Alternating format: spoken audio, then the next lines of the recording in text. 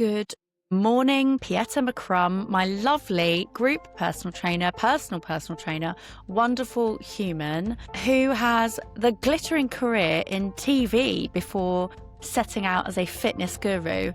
I'm delighted to have you on the podcast today because there's so much juicy stuff to talk about. So why don't you introduce yourself to the listeners? Well, thank you for the intro. Hello, everyone. My name is Pieta. If you're wondering where my funny accent is from, I'm from New Zealand. I've been here in the UK for 20 years. I am the founder of Body by Pieta, which the lovely Bryony has been a part of for many years now. And I guess my members coin the term for me as a women's wellness and health and fitness evangelist. So I really help women 40 plus, busy professionals feel leaner, stronger, more confident without all of the crazy cardio and cutting out all their favourite foods.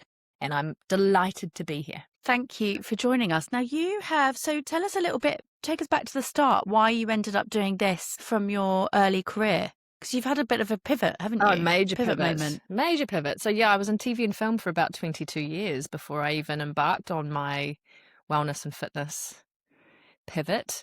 And it started in New Zealand, and I'm quite young actually. I never finished my university degree, so I was doing a Bachelor of Business, and I think it was the very first class of calculus, and I was like, this ain't for me. So I went straight to work, and I worked for my mum. She had a flower shop, and I did all sorts of odd jobs, and I ended up working for my friend's music channel called Juice TV. So I was a receptionist. Juice TV? Juice TV was New Zealand's first music channel. We didn't have MTV or any of the big cable networks in New Zealand at that point. So it was very, very exciting for me as I was not even 20 at that point and really fancied myself as a presenter. I wanted to get on the camera. And at that point, I had no training at all, but they were amazing and they allowed me to, I guess, really express myself. So I did a lot of movie reviews and interviewed various stars and did all that kind of stuff at a very young age as they were building the channel as well. And my career started there, but I ended up on mainstream TV. I ended up as a contestant on one of the world's first, this is how old I am, one of the world's first reality TV shows. Obviously not Big Brother, because that was the first, but it was the first Survivor type show, and it was called Treasure Island. Stop it. How do I not know this about you? I knew you didn't know this. I know. Many people don't. It's quite funny. I mean, it was so many years ago. It was, it was my other life. And my career just kind of grew from there. So I did the show.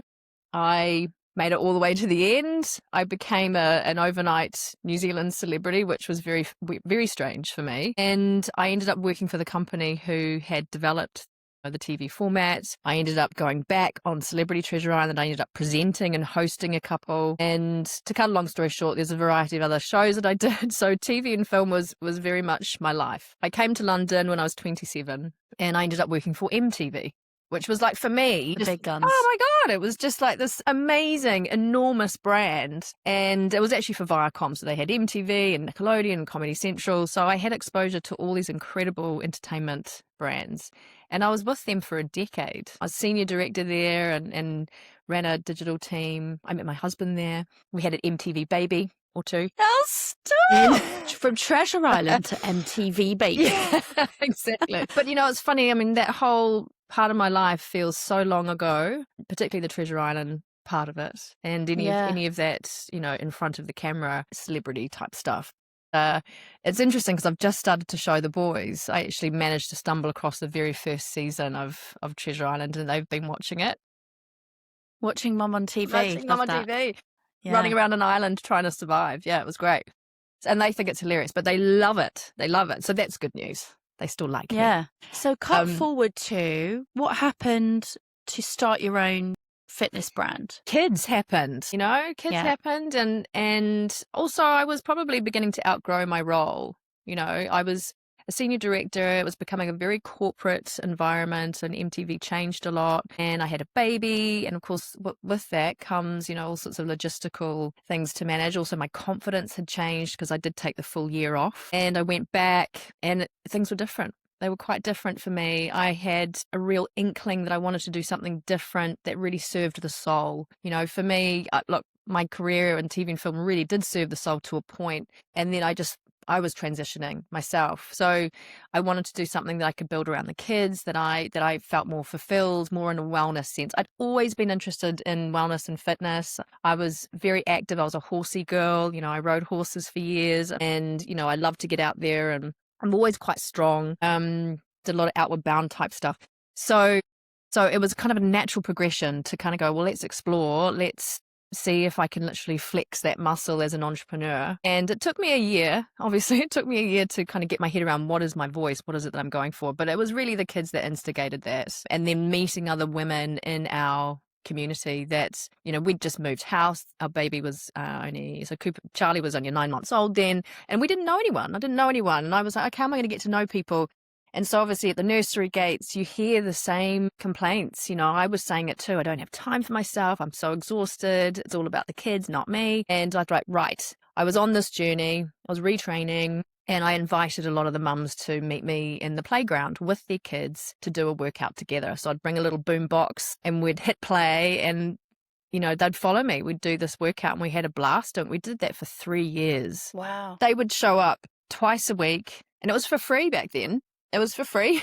I just did it because it was fun, and I didn't really know where I was going. Meet people, and meeting people. The kids were growing up together. It was great, and it kept me out of trouble as well. And I then started to get requests like, would you actually do a no kids program where we can come and meet you early in the morning? And they were willing to be there at 6 a.m. in the morning because that, back then it was also, we were meeting in person. So we were doing, these group training sessions in a playground still, but just without the kids, under the moonlight if it was winter, or it was snowing or raining, and they'd still show up, or it was summertime in the sun and they'd bring their husbands and their kids in the weekend. And it was just amazing. It really built quite an incredible community. I really didn't realize what was growing at the time.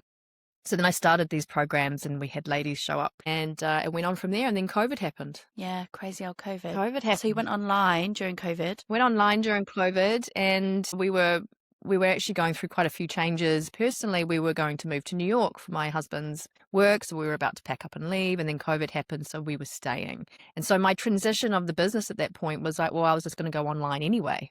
It felt like the normal thing, but then COVID happened and it threw me online. And I felt like it was a gift in a way. Well, it was a gift because it meant that my whole business actually really grew from that point. That's when I properly launched. And everyone that was normally meeting me in the mornings were now meeting me on Zoom. They were inviting their friends. This happened throughout COVID. There were proper programs now. We had kids coming up on the screens. I mean, my kids were sitting on my back half the time, throwing nappies at the at the camera and all sorts. But it just went from strength to strength. Gosh, I mean, that was since 2016, and here we are now. Running up. And there is this rhetoric, isn't there? There's this rhetoric that women can have it all. And like you said, at the nursery gates, there is this classic of like, and we were literally talking about this before we came on to record, I don't have time. And actually, sometimes it's about finding the time to nurture yourself, to build confidence. But I know I first met you when that confidence was low. I'd had a family. I arguably doing quite well in my career, but who am I now that I've had a family, and what am I doing? And I need to feel strong because I had some back issues with having my child. And so then what you're doing now has become more of an evangelist role, isn't it? Because it's about strengthening women's confidence in themselves, not just leaning into, I want to lose weight, but how can I juggle my lifestyle and look after myself? So yeah, when it comes to confidence, I mean, like after having children, we lose our confidence because we're out of the workplace. We pour everything into this amazing little human. Our relationship changes with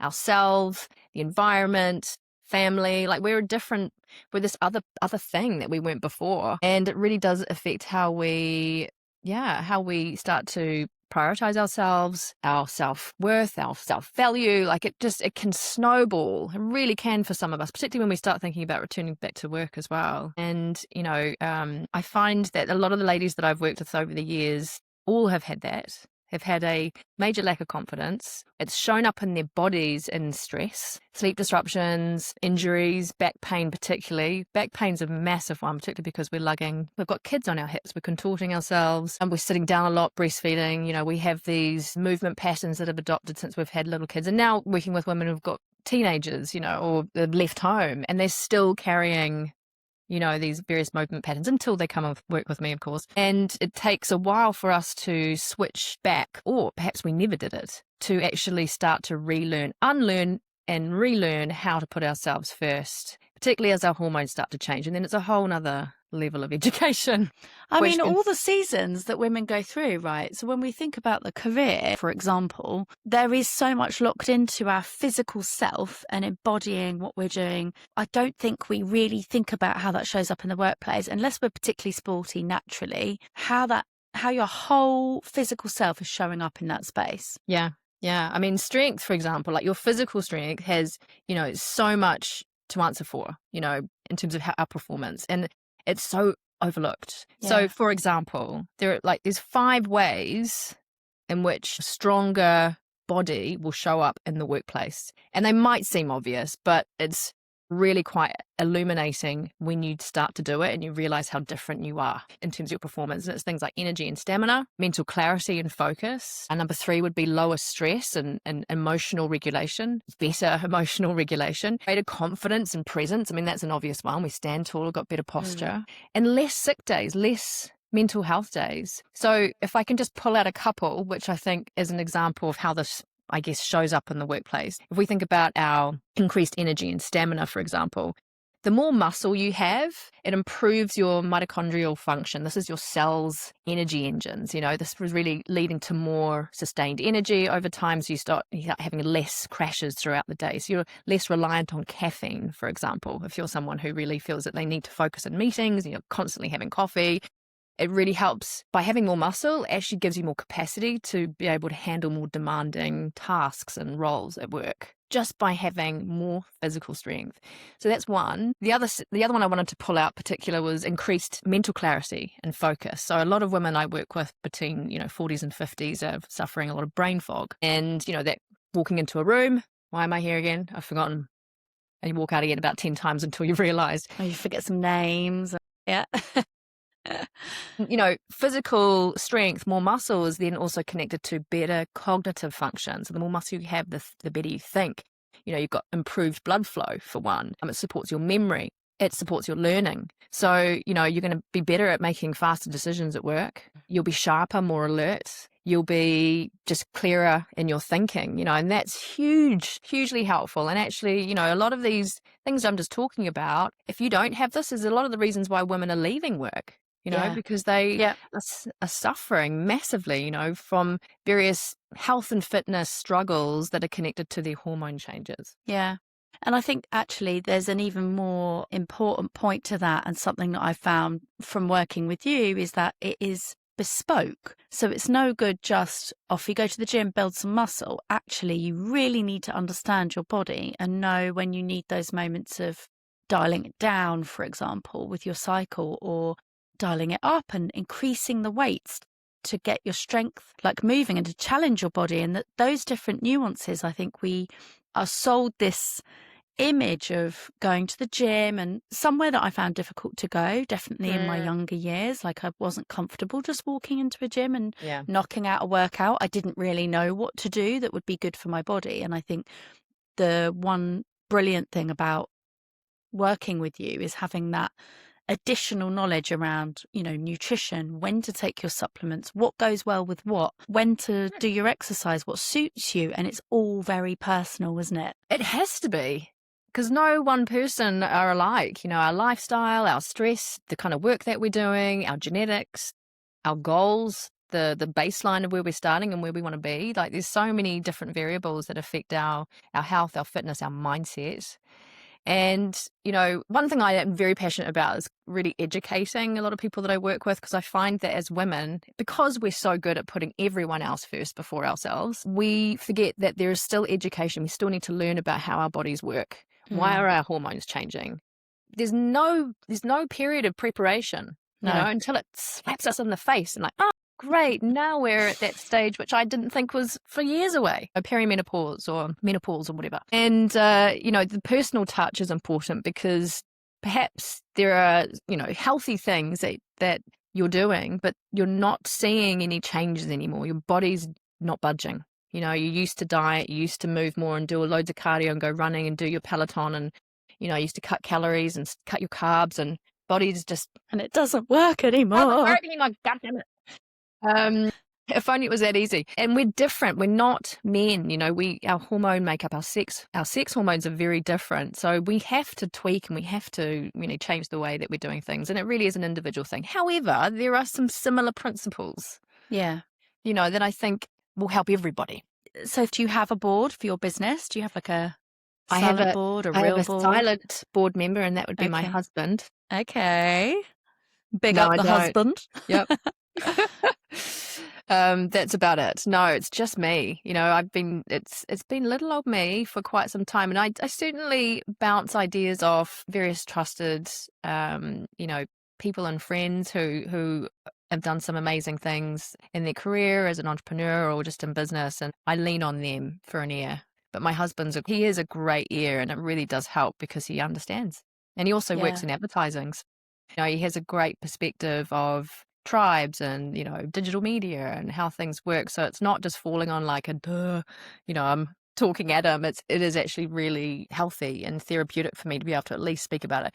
I do work with agencies who help me with various strategy work, but no, I don't have a proper board. And does that mean I should have one, Bryony? Good question. Not necessarily. Not if you don't feel that there's a gap. I always say that. So when we talk about board makeup, I often say that you need to look for what your gaps are. So maybe something that you feel that you don't know how to answer, or maybe there's a gap around. Typically, corporate boards are made up of your financial marketing, your HR, your ops. But I think when you're a startup, it is different. And if you're not dealing with investors, then obviously you are making the decisions yourself. Unless something's going wrong, if it ain't broke, don't fix it. Yeah. I think you do need other people to soundboard. You do need other people to challenge what you're doing and to bring fresh ideas. And I think if you weren't, I've watched you grow from the park to where you are now. I didn't know you when you were in the park, but I've seen, your journey. And I think ultimately, as you're growing and evolving, it's got to be what's right for you in your time too. And that's something that I've really taken from you as a mum, and knowing that you don't always have to grow either. Yep. So it's about like what you want for your business and your life. But when I think about if you're coaching women, I think that's where I'm like, have you talked to Pieta? Because sometimes, typically when people come for coaching, it's around that I'm struggle to get my point across without feeling very emotional or stressed, or the adrenaline rises up in my body, or it's an all-male table. I don't know how to be assertive in that space. Or I'm really confident and assertive, but nobody's taking me seriously. Or I'm doing really, really well in my career, but I'm not sure if this is enough for me. So it's all these little things. And I think when you do that work on your physical self, that's when you start to get to know yourself a bit better. And it really should be one of the main principles of the working life, It's the foundation to everything. If we want to perform really well at work, if we're ambitious and there's various, levels or roles or businesses that we want to create, we've got to have that strong foundation and stamina to be able to do it, and to juggle everything else as women, family or fur babies or parents, aging parents, other passion projects, to live a full life.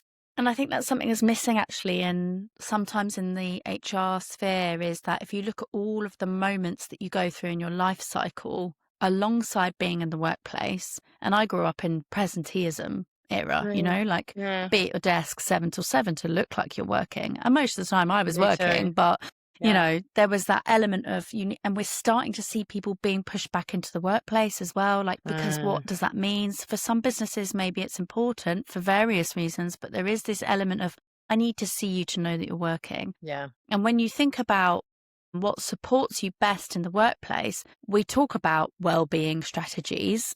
We talk about the odd day with some puppies. We talk about, okay, let's have a mental health day, but we're not talking about the foundation of what supports employees consistently over their life cycle within the workplace. So 100%. Arguably, I would say that any workplace that wants to support wellbeing properly should be offering something like the service that you offer women. Yes. Right? Absolutely. Yeah, it's accessibility. Yeah. And being able to understand your physical self, what your needs are, what makes you tick, and it doesn't necessarily mean going to the gym. It's like some people love running, some people love tennis, whatever it might be. If it's walking at lunchtime, I think the well-being narrative that gets rolled out to look after employees is not really bespoke enough and Yeah. not personal at all. Yeah. And then when you look at the board, it trickles down from the top. Yep. I mean, I couldn't agree more. I think, it's interesting with the workplace. So for women in particular, I think to help not just women, but also men, obviously. Women obviously have the perimenopause and menopause to navigate. But I think there's a two-pronged approach here to really help women at work, to not only do great at work and feel great at work, but to stay in work and to stay there as long as they like, Yeah. rather than feeling like they're going to hit a wall at some point and they just can't cope. And I think it starts with education with women. So empowering them, educating them, preparing them for the changes that are going to happen, and also really helping equip them, like you're saying, with accessible means and methods to help them build stronger bodies, to help them, to educate them on how to fuel themselves right, hormonally, rest, meditation, stress management, sleeping better, all these things. And the second prong is how then the work environment then supports that with their policies, their culture, and really helping normalize, particularly for women, normalize the transition through perimenopause and menopause, making that just a hormone literate thing that happens and that's just the way it is, rather than, still there's a lot of stigma around it and a lot of lip service I feel is paid to. We've got, various wellness things put in place, but are they really working? Yeah. I think the stats are kind of demonstrating, no, not yet. I mean, there's definitely some companies doing some great stuff, but we want to see more of this. You've got 4.5 million of women in work between the ages of 50 to 64. And at that age group, and, there's a lot younger as well, from mid-30s onwards, you're getting to a peak part of your career, high-level roles. Yeah. And that requires a lot from you. And at that time, from early 30s onwards is where all of our hormones all of a sudden are going crazy. Haywire. Then throw some kids in the mix, Yeah. And if the workplace is not supporting, these natural milestones, then it's very, very difficult for women to be able to feel confident at work that they're supported. So I think it's got to start with the woman first. She needs to take control and know exactly what she needs to then know what to ask for. Yeah. And, so it starts with like, well, what is menopause? What is perimenopause? What's happening to me? Are these symptoms really mine? A lot of women are in denial. That's not me. Because we also have a stigma to it. We also label it and have this kind of vision in our head of what we think that is. So it's kind of rebranding it in a way. Like, let's just rebrand it, And I know there's a lot of eye rolling if I said, just embrace it, embrace the change. Meanwhile, there's people just going. And those suffering are like, yeah, sure.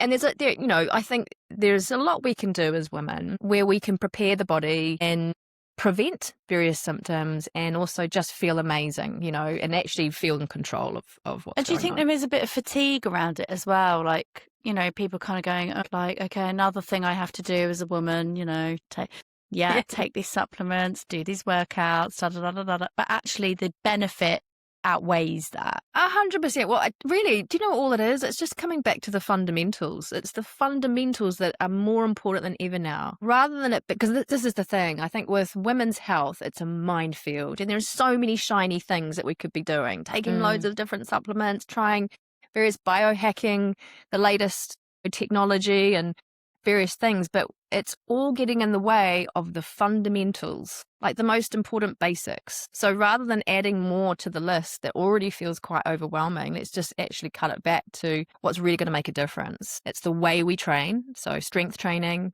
make muscle the main thing. It's the way and how we eat, like really shining a spotlight on our protein and our healthy fats, particularly because most women are very, very stressed. They need healthy fats, and stop with the silly calorie counting and calorie cutting. It's got to be hormonally mindful, and mindset, actually really treating our mind like a muscle as well. So, bringing in some practices of self-acceptance and, self-compassion. Self-love.